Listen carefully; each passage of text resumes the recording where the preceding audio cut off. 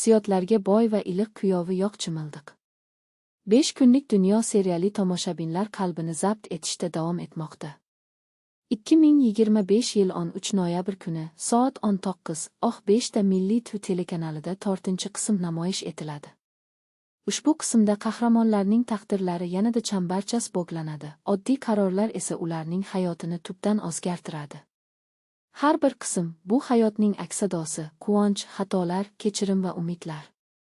Yangi bo'limda aynan ishonch va kechirim mavzusi markazda turadi.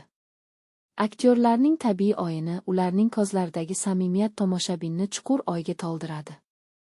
5 kunlik dunyo bu oddiy melodrama emas, balki inson hayoti, taqdir va muhabbat haqidagi falsafiy hikoya.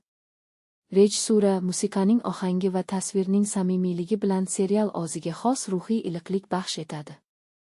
Har bir daqiqa mazmunga boy, har bir sahna tomoshabinni hayotning asl qadri haqida o'ylashga undaydi.